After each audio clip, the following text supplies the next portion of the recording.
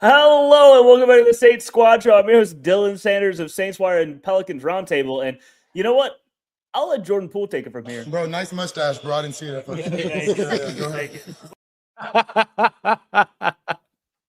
John Hendricks, New Orleans.football, and looks like I picked the wrong week to stop sniffing glue. I'm Ross Jackson, host of the Locked On to Saints podcast, and I think the Saints need a lot more help than those that are coming back from injury. This is former Saints wide receiver Lance Moore, and I wore my favorite shirt today.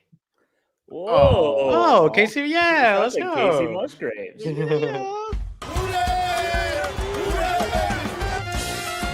It's the Saints Squad. Everything New Orleans Saints, every week. Covering all the big hits and game-changing plays from down in the Big Easy, the way only Locked On Podcast Network can. Get ready and squad up. It's the Saints Squad Show, starting now.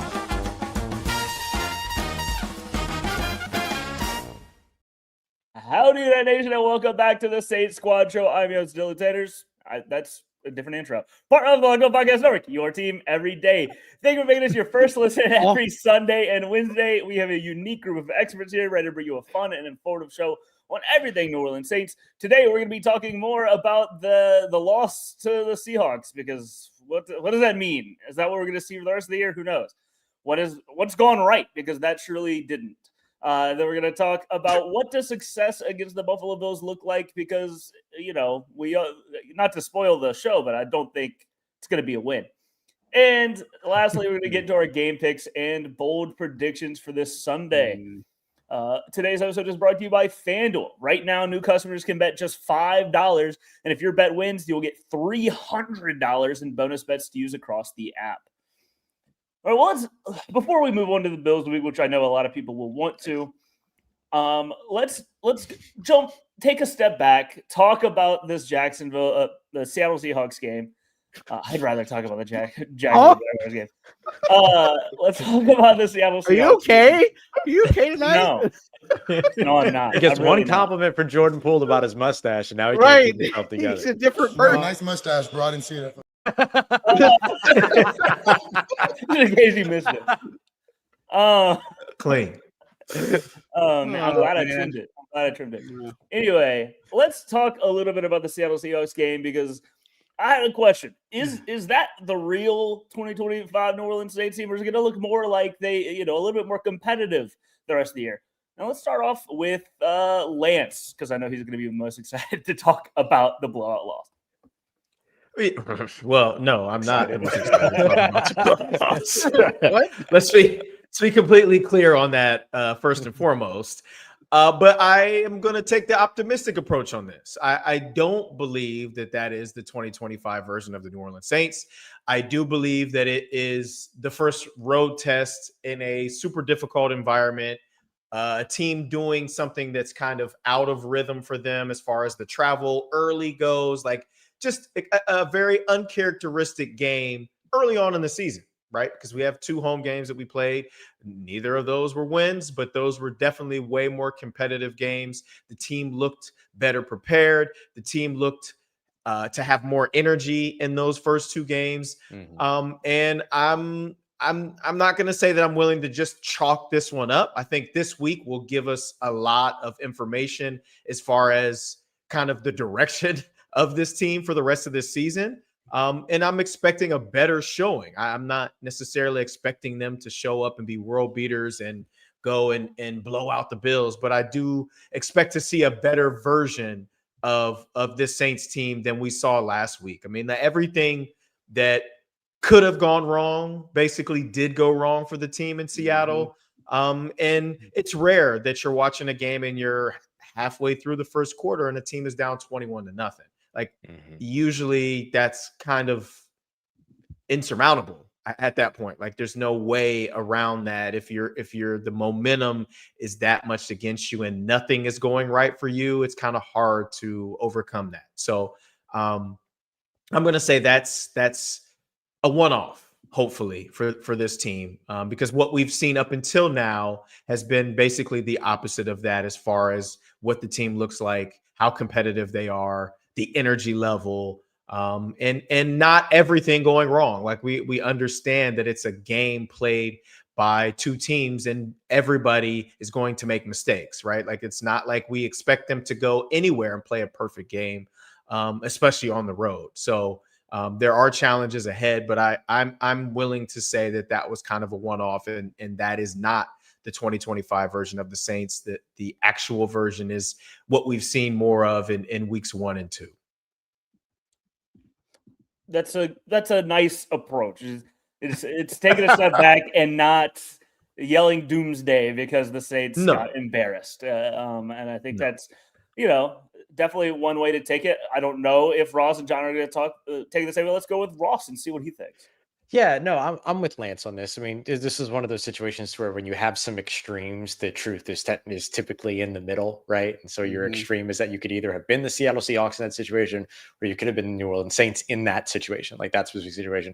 And the truth about where both of those teams exist is probably in the middle, considering the fact that it took, it was a punt return, it was a punt block, it was a missed field goal, it was a 60-yard kick return, it was all these other things that kind of compounded, particularly within that first quarter. And I mean, you look at last year, all season, there was only one example of a team that surrendered a 30+ point deficit in the first 2 quarters of the game. That was Jacksonville in a game that ended up 47-10 against the Buffalo Bills. There's been 2 such teams this year. The New Orleans Saints have against Seattle, and in Minnesota, I think, had a big lead on a team as well, if I remember correctly. And so there's just, it's not something that happens very often.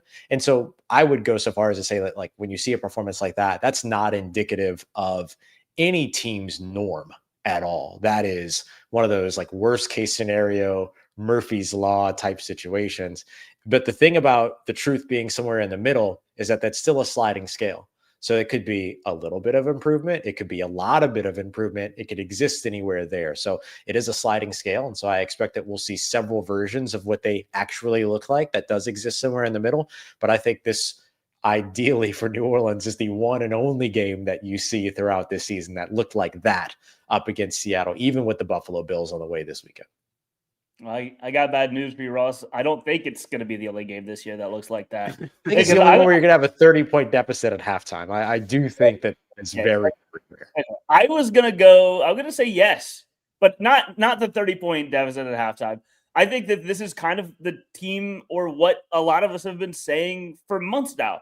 This team's not going to be competitive against playoff teams and against teams that are injured or maybe closer to a skill level that'll look competitive and then still probably lose. So I don't think that this is a shocking thing. It is shocking how bad the Saints lost, but I don't think it's shocking that they were not at all competitive against a competent team, because I'm not surprised by it. I'd like to, you'd like to see them improve, but so far through three weeks, I'd say, yeah, this is the 2025 New Orleans Saints team. They're going to get blown out by teams that are good, and then teams that aren't as good, maybe they can put up a fight. But again, maybe I'm being the pessimist here, but I just don't see things getting much better from here.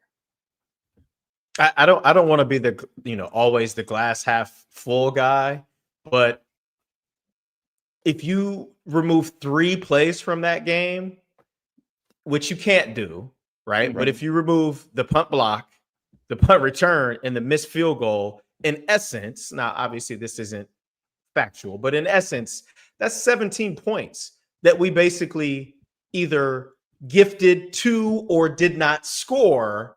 So it's a completely different ball game if you're just down 2 touchdowns. Like, I mean, there's games every weekend that are 2 touchdown games. One team scores late. It's a 1 touchdown game. Can they get a stop? Can they get an onside kick? Like, so yes, this was a terrible outing for this team. And for all those things, special teams wise, to go wrong in the same game, completely like just awful.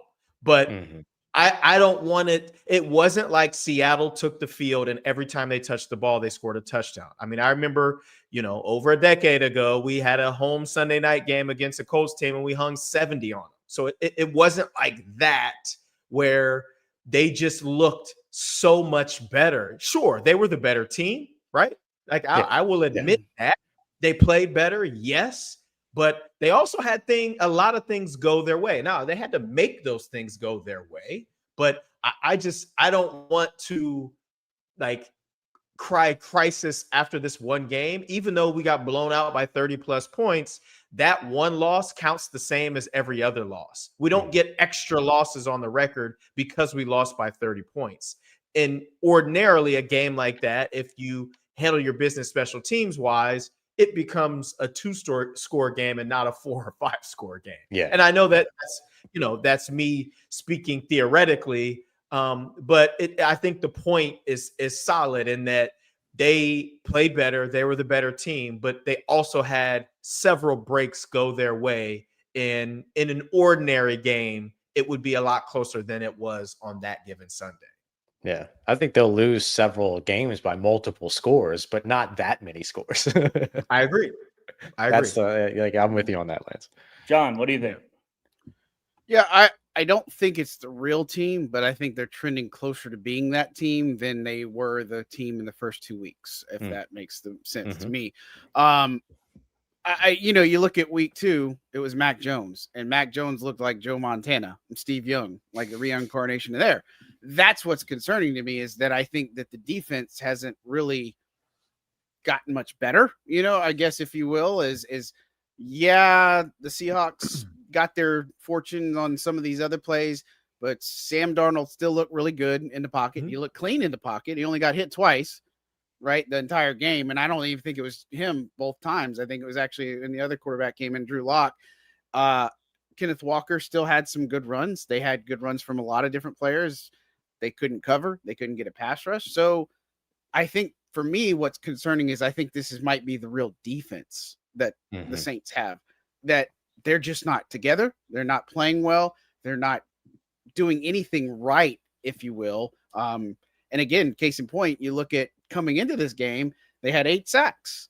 They were tied for second in the league. And it's kind of a misleading number. Whereas last year when we were talking about it, they didn't have anything really. And they're like, oh, the sacks will come. And so I just feel like for me, the defense is what's most concerning to me, because it's not like they're playing any better.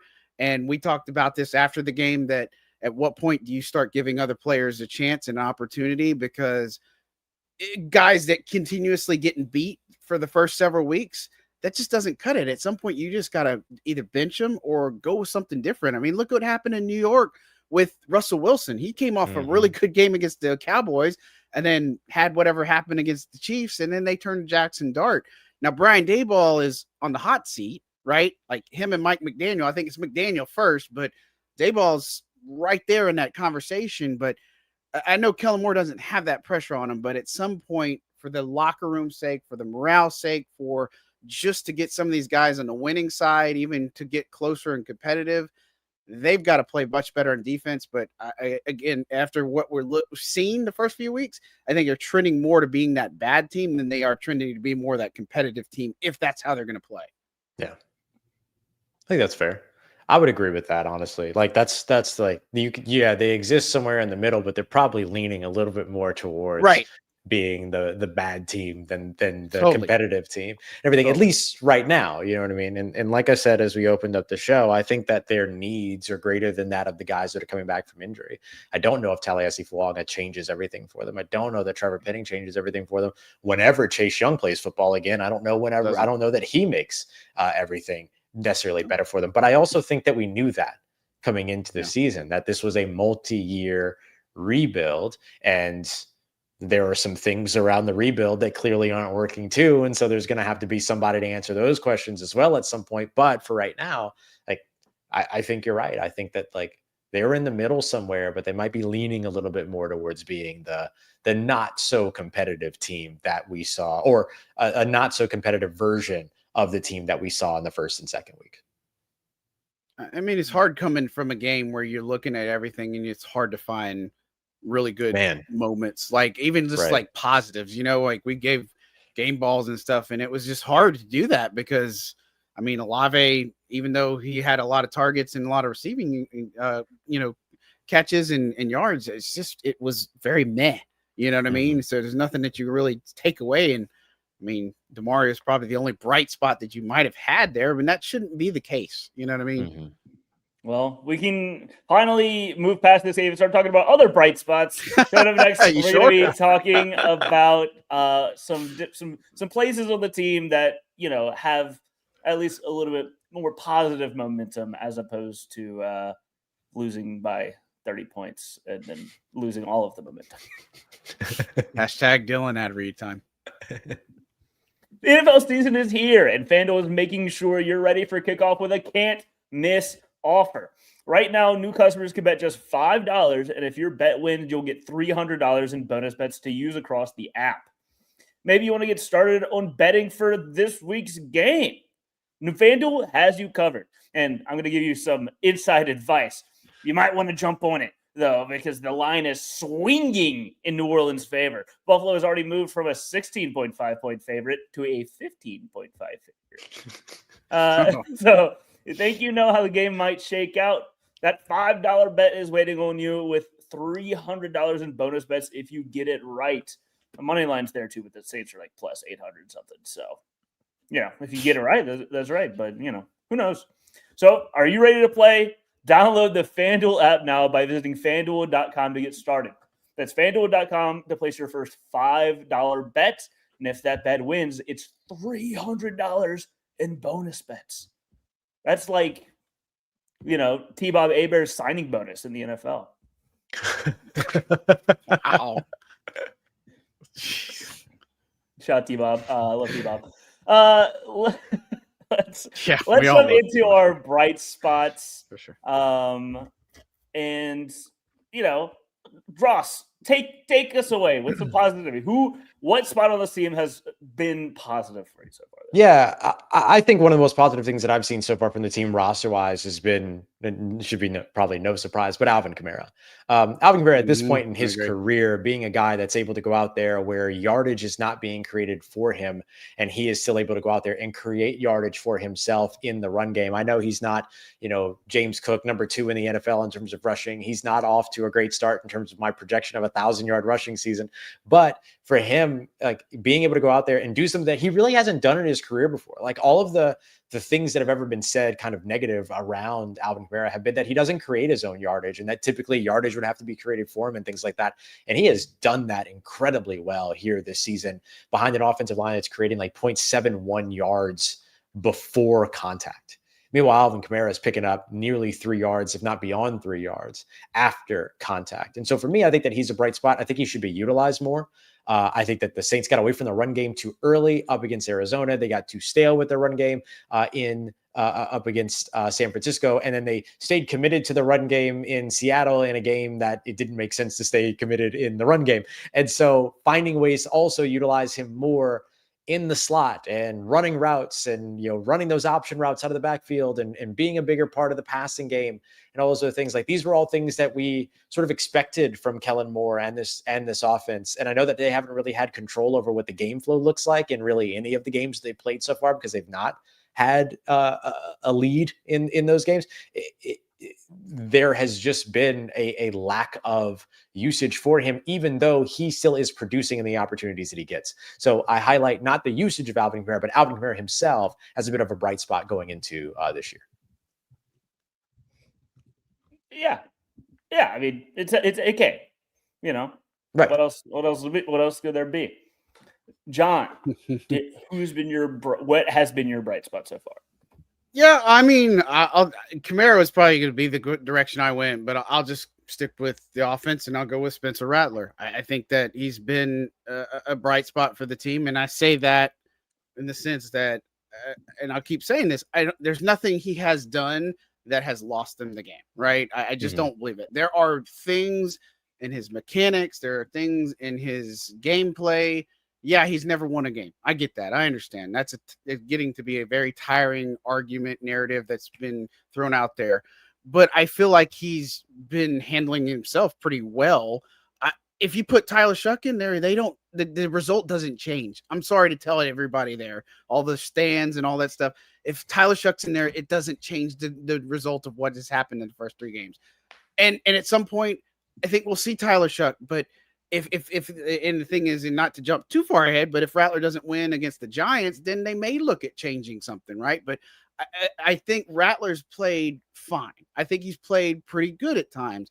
I'm not going to tell you he's played great. I don't think I'm going to tell you he's played elite. I think he's made some big time throws. I think he's made some really good decisions. I think he's lucked out on some aspects in this, but he's been fine. Like, he's been a quarterback that has done a pretty good job, all things considered. And going into the season, we weren't sure, right? We thought that Spencer would be that guy. A lot of us did. We thought that he would be okay, that the live bullets were going to help him from last year. But it's a thing where I feel like he still has a lot left to show, a lot left in the tank.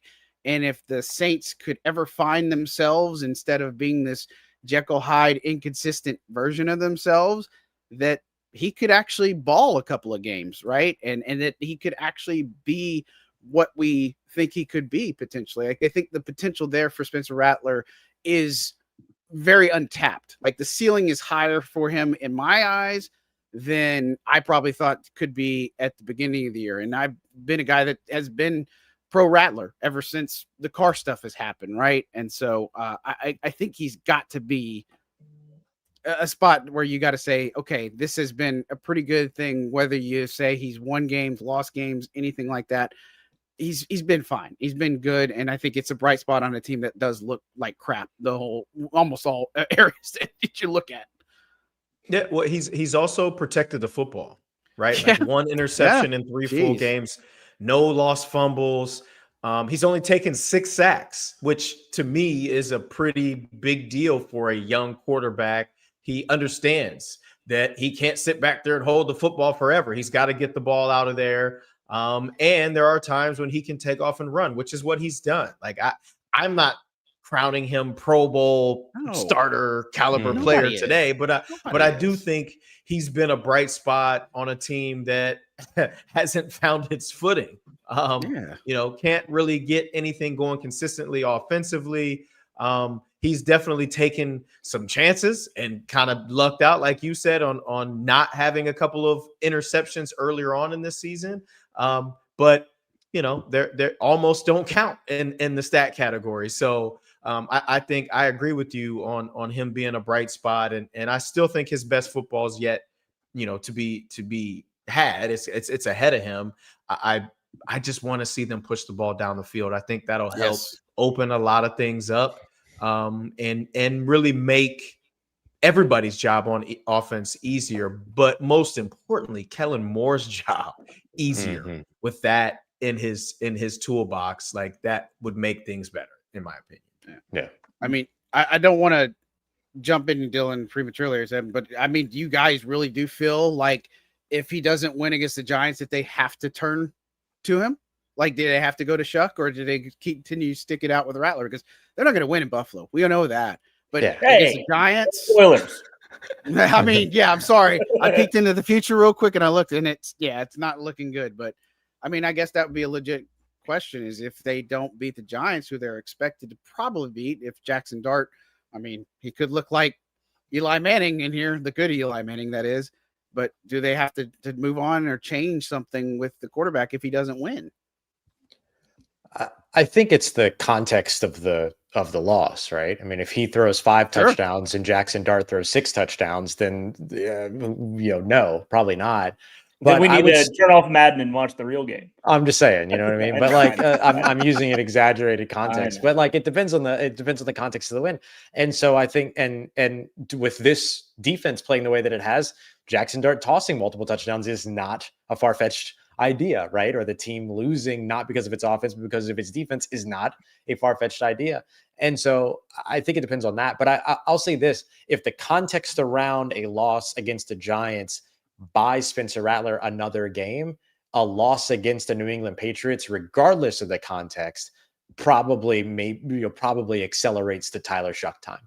That's probably what I would expect. Because I agree with everything that you and Lance said about him being a bright spot, in that he is not the reason that the team has lost games. He just also hasn't been the reason that they've been winning games either. He's had 2 chances at the end of the first 2 games to lead a touchdown drive, and nearly did it the first time. We have to give him the credit of putting the ball where it was supposed to be, but Juwan Johnson just not being able to come down with it and everything. But Spencer Rattler did his part on that.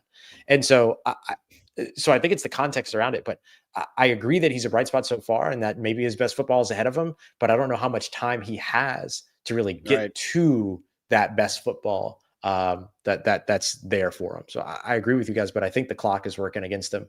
And I wonder if that week 7 game against New England becomes, the eject button in a way, if there's no, John's question, I think is do they have to make the move? I think the answer is absolutely not. Mm-hmm. Could they, should they, would they? Possibly. Do they have to? No. This is apples to oranges with the New York Giants and Jackson Dart and Brian Dable, right? Yep. Like Joe Shane and Brian Dable are on the elitist of elite hot seats. Yeah. So they need some kind of positivity in that building. And I think that going to Jackson Dart has bought them some extra weeks. I think if they stuck with Russ for 2 more weeks and they lose 2 more games, they probably were going to be fired then. So now this buys them some time. We don't have to be in a hurry to see Tyler Shuck because our head coach is a first-year head coach. He's going to have time. And so since he has time, he should take as much time as he needs to evaluate the quarterback, right? Like I don't think like it's a do this or else situation with him at all, probably for a couple of years, honestly. And that's not to say that we're going to roll into 2026 with these same 2 guys battling it out. But I just think he's got time on his side as far as what he needs to see as far as evaluating these guys. He hasn't elevated the play of everybody around him to the point that they're, scoring 30 points a game and winning games. But he's also not the reason why we're losing. So, and I mean, I'm sure people are going to say, well, this guy hasn't won a game yet. And last year he had mostly practice squad guys. Now he's got varsity guys playing and he's still losing games. Well, there's a defense that plays and special teams that play as well. So it's not like it's just him. It's never just the quarterback. Like they're the ones that get the record. But I just think that I don't want it to be a situation where we're 6 games in and it's like, oh my gosh, we have to bench this guy because we need to see this guy right now. I just don't see it as such. I would take as much time as he needs, 8, 9, 10 games, because guess what? You still have 7 or more games after that. That's right. 17 game season, baby. It's the modern NFL. Sorry, Dylan. Yeah. No, you're good. You're good. I'll get us a little bit more on topic. I'll go back. I'm going to pull a Lance here because it says bright spots. And I'm going to go with more than one. Yeah, that's right. I found more than one. And nice. I'm glad how he uses Lance as a reference point now. The rookie class. I think so far the rookie class has been a bright spot. I mean, everyone's on the team, at least in the practice squad. They all made it. Kelvin Banks, I think, looks good. Jonas Singer looks good. Quincy Riley played a little bit, but he looked solid enough against the Seattle Seahawks. Like he wasn't getting beat up on. Devin Neals had moments. Maliki Matavel made the opening day roster, which was a shock for a lot of people. So I think overall, this team, eyes are on the future, and they drafted a lot of rookies, and they're going to need those rookies to turn into everyday players. And so I think overall they've been fine. We haven't seen much of Tyler Shuck, Vernon Broughton, Danny Stutzman in the regular season, or even Motival. He did make the team, but he hasn't played much. So I'm going to be interested to see what happens this year. But so far, I think the early returns on this rookie class are positive.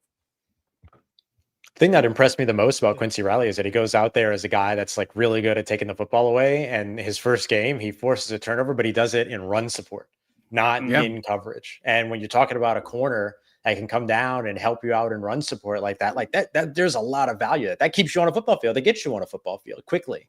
And so, and we were right that was a part of the game. That was a part of the plan going into the game to get Quincy Riley reps during that matchup. That's why he was in there even earlier than when the when the starters came out. We also saw Isaiah Stallbird go out there. I know he's not a rookie, but we also saw Isaiah Stallbird go out there and get reps during the first drive. He was out there for the first third down of the game and everything. And so I think there are some of these younger pieces along with that rookie class too that kind of deserve a little bit of a highlight here. That just to mention Isaiah Stallbird going out there and doing that. And I don't know. I've been pleasantly surprised with what we've seen so far from the rookie class. It stinks that Vernon Broughton got hurt and is out for the season after the second game like that. But like getting to see some of these guys, and I think we'll continue to see more and more of them. It sounds like throughout the next few games, and so I'm looking forward to seeing all that. Yeah.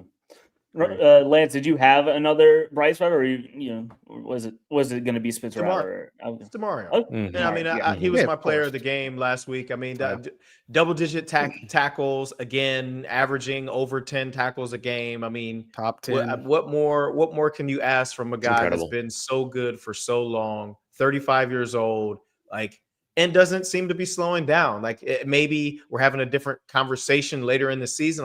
Okay, maybe he's just just a little bit later in the season, things could slow down maybe. But I mean, for now, man, he looks great, man. His effort, his energy, he's all over the field. He's making plays in the backfield. I mean, that to me, he has been the one standout player on the defense for sure. Yeah. Totally agree. All right. Well, let's get our eyes set on the Buffalo game. Get ready, see what's going to happen, and coming up next, we're going to figure out what does success look like against the Bills, even if it isn't a W in the win column. Mazda crafts cars for those who do more than simply move. And I'm going to be honest with you. I don't own a Mazda. I'd much rather a Mazda than what I have right now. But I know someone that does and swears by it. So I'm going to give him a call and see what he thinks of his Mazda car. Because what? Hello. Hey, Dom. Hey, what's up? I know you drive a Mazda, right? Yes, I do. What do you think of it? I love it. It's really reliable, really fuel efficient, and yeah, no complaints. I feel like it's getting me everywhere I need to go. Man, thank you. I hear that they craft cars for those who do more than simply move. Do you do more than simply move? Yeah, it's the perfect car to live life with, if I'm being honest. Man, thank you for accepting this random phone call. Man. When you follow random that move, the unexpected is only the beginning. And just like that, there's more to every highlight. There's more to a Mazda vehicle. Like our players, we sweat every detail because when you make every move count, impossible becomes irrelevant. Mazda, move and be moved. Shout out to Dom. I like it. That's Shout awesome. out to Dom. I mean, he was ready to go for that car immediately. But it sounded like he so had the ad random. copy himself. Zero planning. There's zero planning involved in that. Paid actors. No, Dom is not getting paid. If he doesn't do that, you are not getting paid. Sorry, Dom. Tough break. All right, let's get focused on this Buffalo Bills game. And, what does success look like in this game? It could be the only success is a win, but we don't know if that's the case. So, John, what do you think success looks like against the Buffalo Bills? I mean, don't embarrass yourself for starters. I think it's just a play competitive. Just if you can be more like the team in the first couple of weeks, it's a tall task because you're talking about this defense magically transforming to contain or help contain Josh Allen, James Cook, Keon Coleman, Dalton Kincaid, all those weapons Buffalo has on offense. That's what's most concerning to me is the fact that can the defense arrive or do anything to at least limit the Bills' offense? That would be success for me. Is I could take not putting up as many points if I can see the defense maybe limit the Bills to under 24 points. I don't know how realistic that is, but I feel like if the Saints could at least be this competitive team, competitive version, I think they could put up points on it. It's just the other side of the ball. I have a lot of questions about that.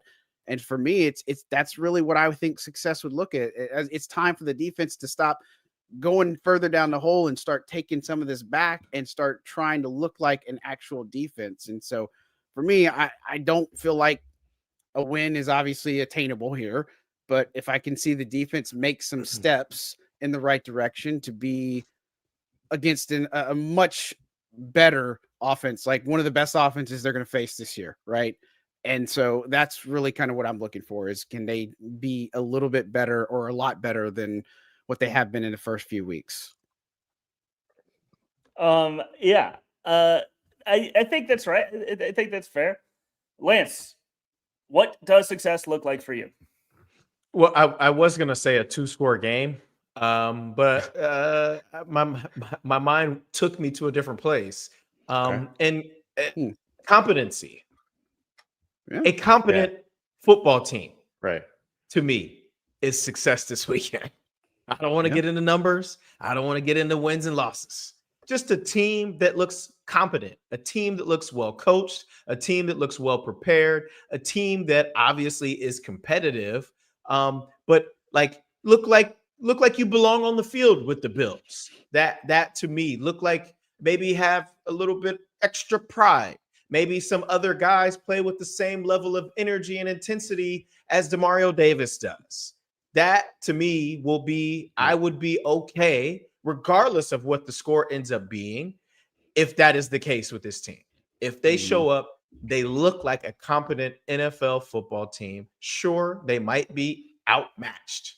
The other team has the defending most valuable player in the NFL. We don't. So we understand that, right? We understand that. They're also playing at home. It's a tough place to go out and play. Thank goodness we're not going in December. So I just want to see competency. That's it. That's success to me in this week.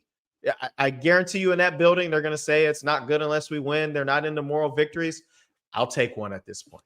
That's right. Man, we're begging for moral victories by week 4. I mean, yeah.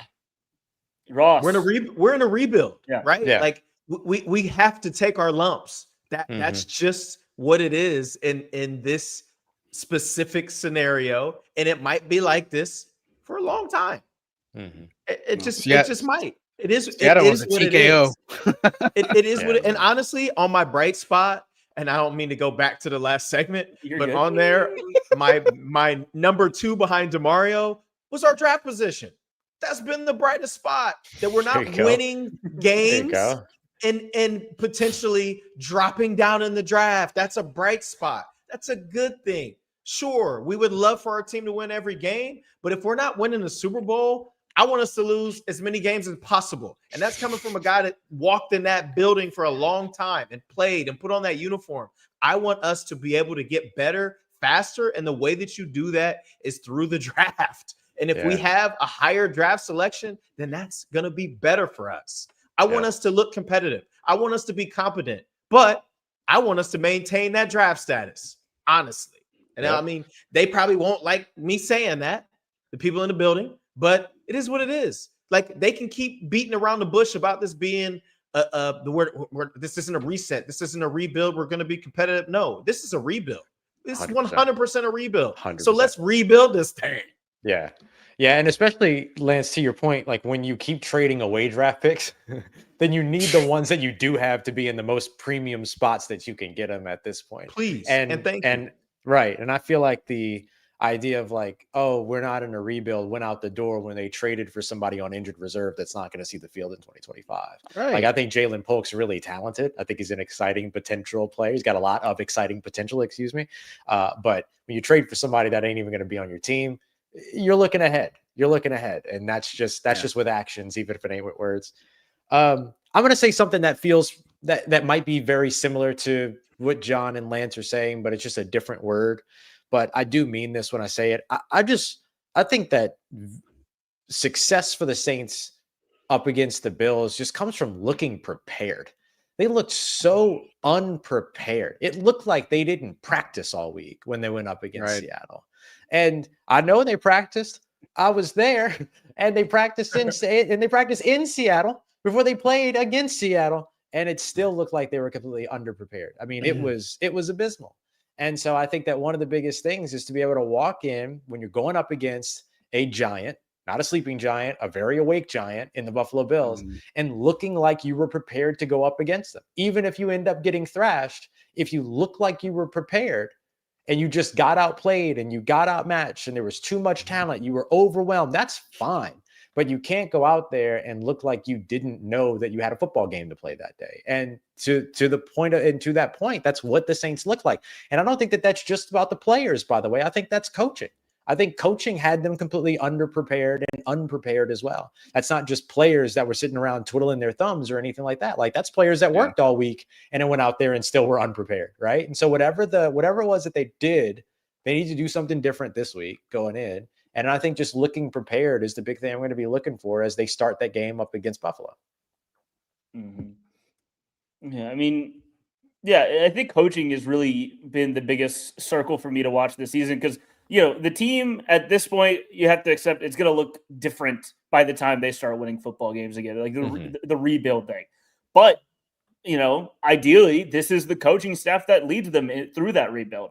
So, coaching has been the circle for me. It will continue to be the circle for me in terms of, wanting to see growth, wanting to see confidence on the sidelines. I think will go a long way. I hate to keep talking about it because it was weeks ago, but like the timeouts in the first game, that's a confidence that confident decision making and preparedness. I think has been a huge question mark. A thing that I want to see grow this year, or kicking a field goal when you're down 5 scores. Yeah, right. Yeah, that's what I was about to say. Like the timeout thing from week 1 looked different in week 2, but it was still a problem. And then it looked different in week 3, but it was still a problem. It was a different version of it, but it was all very similar.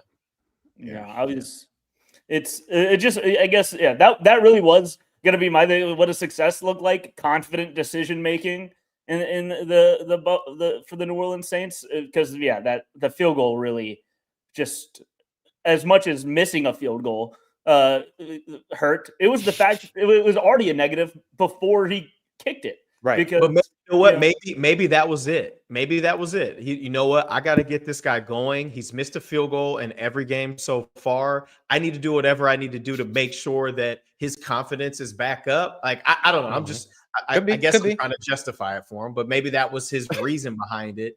I mean, it felt like, and Chris Paul hits a big 3 to cut the lead to 42 or deficit to 42. That's what it felt like. I mean, come on, man. Why? Be aggressive. Do it. That might be another thing, John, that word right there, aggression, to Lance's point from earlier about, unloading and taking those, taking those deep shots, opening up the offense a little bit. Maybe that's a big thing. Like, I don't know. Do you play it safe going up against the Buffalo Bills, or do you try to be aggressive? I think you try to be aggressive, right? Like, you're outmatched going into this game. And so, or you're expected to be outmatched going into this game if you don't personally believe it as a player. But like, being aggressive, maybe that's the other thing that's worth looking at and saying, all right, well, there's some success for New Orleans as well. I mean, they kind of were aggressive. They went for it on 4th down, questionable moments. That's why the field goals were so shocking. And then that's why, the field goal, because it did feel like, oh man, okay, this is a little something different. They're coming out. They're like, we're gonna go for it, and then you go 0 for 2, and then you slink away. You kick the field goal. You give up. It was pretty surprising to me because I mean they've sneakily have gone for it 6 times on 4th down already this season. They've only gotten it twice, 2 for 6, not great. And I feel like maybe success is, keeping that aggressive mindset, but not shying away from it if the results don't come immediately. Well, you mentioned aggression and coaching. I think that the reason why Kellen Moore got this job is because he's allegedly an offensive guru. I haven't seen any creativity to what we're doing offensively. It's been super bland. There hasn't been many, and I'm not saying we need to go out and run 16 trick plays in a game, but I do think a little bit of variety, the changing of personnel grouping, something different to keep these guys off balance, as well as trying to push the ball down the field. I wrote it down on my notes. We're 32nd in the NFL in yards per reception at 8. That ain't gonna cut it. Like, we need to see some of that offensive genius and ingenuity that he's been known for in his time in the NFL. This isn't the Philadelphia Eagles roster or the Dallas Cowboys roster that he's working with, But I think if he's got the offensive mind that everybody believes that he does, he can be creative enough to create some of those opportunities for our guys and open up this offense. That to me is a big reason why we're easy to defend and the reason why we're not able to score a bunch of points, because we're just very, very vanilla. And maybe it has something to do with, him fielding a young quarterback, a banged up offensive line. But to me, that's no excuse. Like, let's play to win. Go ahead and be aggressive. If the guy gets sacked a few more times, and so be it. At least you were trying. Mm-hmm. Right. They've got the downfield shots. Like there's stuff that's been built in, but I agree, Lance. It's not creating. It's not scheming these guys open. You like, gotta there's hit none them of- though. That's yeah, the there's thing. none Like of that, I and that's the understand. other Like thing. okay, Yeah, he's throwing. Spencer Rattler's also near the top of the league in throws over 10 yards. yeah, but you got to connect. You got to connect. You Yeah, got to you gotta hit connect. some of those plays. You just Right. have to. Yeah, and then you go, and then that's the thing. You like might be up there in terms of 10 plus, might be up there in terms of 20 plus, but then you go to 25 plus, and I think it's only one attempt so far at 25 plus, or it's very few. And so not every 20 plus passing attempt, 20 plus yard passing attempt is created equal, right? Like if you're doing these 125-yard one down the field, like, yeah, you got to find ways to be more aggressive than that. And you got to connect on them when you do take those shots. Yeah. All right. Well, let's get to our game picks and bold predictions. I don't know who's going to pick them to beat the Bills, but maybe some of us think it'll be a close game. Yeah.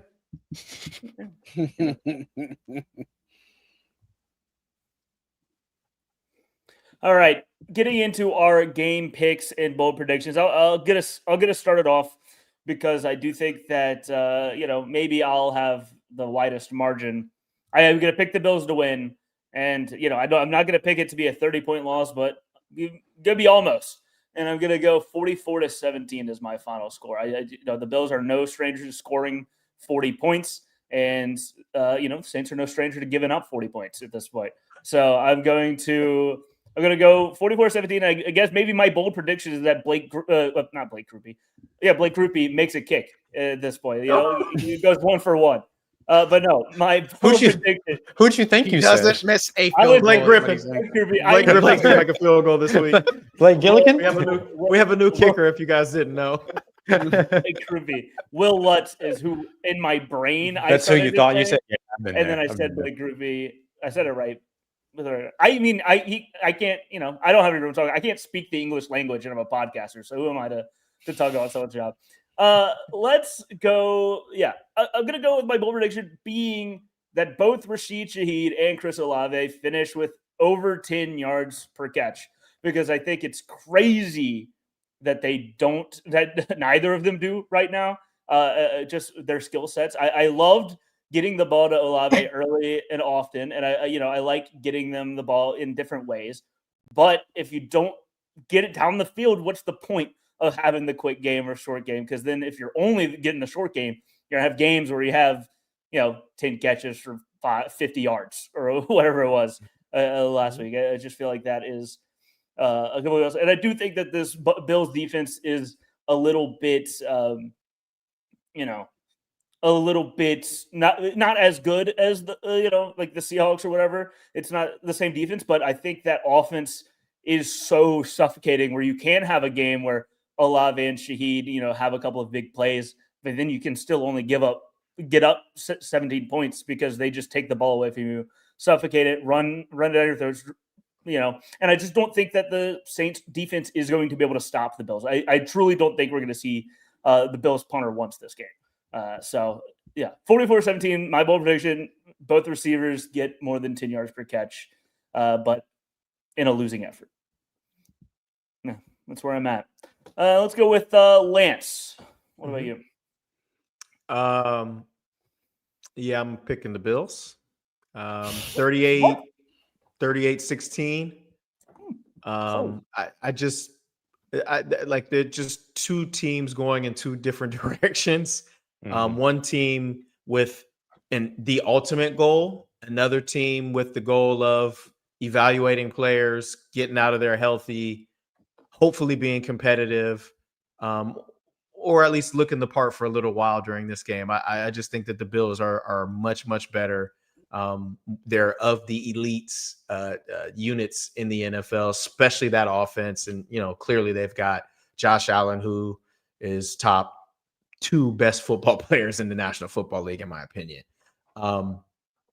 Bold prediction, though, with that, I am going to say that our defense is going to get their first interception of the season this week. Whoa. Wow.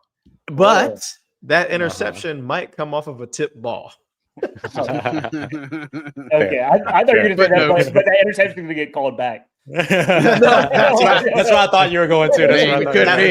That would be our luck. That would be our luck for sure. No, but I do think at Josh Allen likes to play super aggressive. He likes to push the ball down the field. I think there will be opportunity because our run defense has been solid. Like I don't see them running the ball like crazy, at least early on. So I can see Josh taking a chance that maybe he shouldn't have, and us coming up with an interception. So it's what better week than this week to come up with your first interception of the season. Any guesses as to who it may be? This is just completely arbitrary, but I don't know specifically, but I'm thinking a safety and not a corner. Okay, I like that. Yeah, You said tip pass. That makes sense. Ross, what's your prediction? Yeah. I got the Bills winning. I got the Bills winning 33-13 is my prediction for this one. And for my bold prediction, which one do I want to go with? I'll go with Chris Olave has more yards per rush than yards per catch in this game. Whoa. I mean, that's bold. I mean, I like it, though. I was trying to come up with something creative, Yeah. I'm trying to figure out how you came up with that. He's going to have one rush for 12 yards. That's what I was thinking. I was going to have a run for a 7-yard rush, and it would have worked. Yeah, exactly. That's what I was thinking. I was like, if he that's actually that's what it was. I think Lance said 8 yards per catch. As or a something team, like that. He had mentioned the entire team. season. Right. I mean, it's crazy. Right. And then so I was like, man, you could get more than that on one good run as like a wide receiver on, some kind of whatever play and everything. And then so that's what came to mind. I was like, I'll go with that. So that's it. I was trying to be creative. No, I like it. While we're on it, I was just looking at his yards per catch per season. Chris Olave came out of the gate strong, 14.5 as a rookie, 12.9 year 2, 12.5 year 3, 7.2 this year. It's just it's absurd. And obviously it's a smaller sample size. I mean, but 23 catches, I mean, that's 9 less than he had last year. So it's not that different of a sample size in the 12.5. It's 7.2 that's wild. Like for a dude with that kind of speed and everything. And I'll tell you what, I did the crossover episode with Joe Marino, Locked on Bills, coming out tomorrow and on Thursday. And one of the things that he said was like the Buffalo secondary does not have the speed to keep up with guys like Olave and Shaheed, that Trey White and those guys like that, they're just not in there. And so I'm real curious to see if there's going to be some kind of concerted effort to take advantage of the speed that the Saints have on this team. That was the whole offseason, right? Oh, so much speed in the room, everything like that. And so when does that start to come to fruition? I know while we were talking about Shaheed and all of it, I wanted to do the same thing for Shaheed. 17.4 as a rookie, 15.6 year 2, 17.5 year 3, 9.1 year 4. Rashid Shaheed with under 10 yards per catch feels like a slight. Yeah. A little bit. I'm offended. Yeah.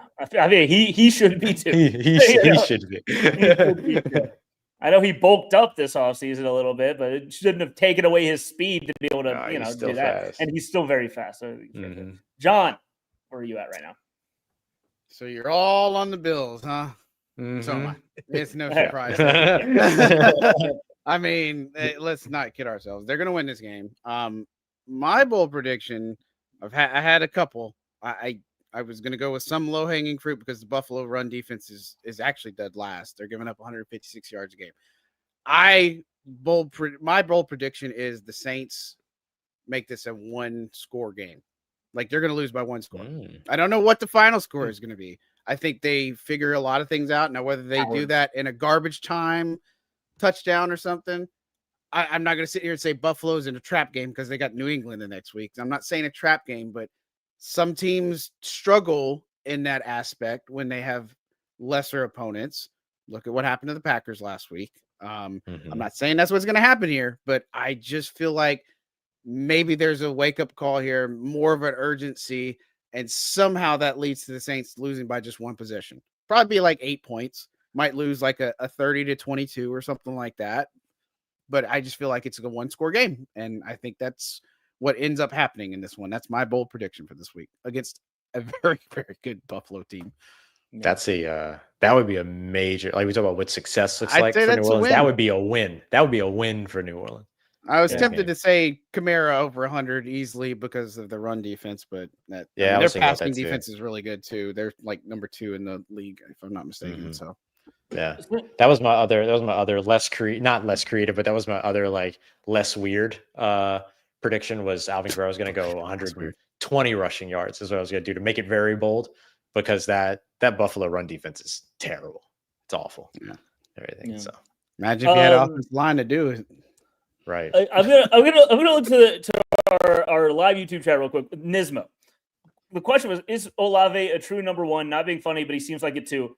The thing is, that is a fair question, but it shouldn't be. Yes, Olave is a wide receiver 1, but he is not, getting the opportunity to look like it at times this season. I think it is the fact that he is averaging 5 yards a catch. He doesn't look in getting to the open. He doesn't look the same, but I don't think he's being used right.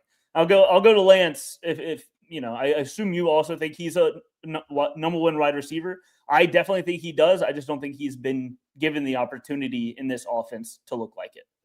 Well, yeah, I mean, up until now, I mean, he's had a couple of seasons over 1,000 yards, and usually that's kind of the landmark for your number 1 receiver. Your number 1 receiver is going to have 1,000 yards every single season. So if we're just going based off of statistics, sure, last year was cut short because of injury. I think the thing that people get caught up in is the fact that he is so injury prone and has those question marks as to, can he stay on the field? Is he physical enough to be a number 1? He's taller than people think. Like, he's not like a little guy. He's thin. He's built very, very slight, but he's not like, it's not like he's running around 5'8". Like, he's a legit 6'6". He's just a thinner built guy, and he can run. And if you have a guy that is so great at running and downfield stuff, and you don't allow him to do that, then you're not able to see the full picture of the player. So yes, I believe he's a number 1 guy. Do I think the Saints are going to end up paying him $30 million or more like most of the number 1 guys? No. I don't know. If I had to guess, I would say based on where this team is today and where they're going in the next couple of years, probably not. But I do feel like he's a number 1 receiver. I do agree with Dylan, though, that he's not necessarily being used as such. I think there's opportunities that he should have in critical situations where he can show that he's the number 1 receiver. And what are those critical situations that I'm referring to? Third downs where you need a play. 3rd down and 7. I need my number 1 wide receiver to beat this corner or whoever it is that's guarding him and get us a 1st down. He is not getting those types of opportunities. I don't know why that is, but I do. Now, the defense obviously predicates a lot of that. And again, playing behind the chains like the Saints have a lot this season, it's hard to do that because teams aren't going to be playing man-to-man coverages in 3rd and 12 situations. So I think he is. I think he's capable of being a legit number 1 once the offense is opened up and he's able to do more things.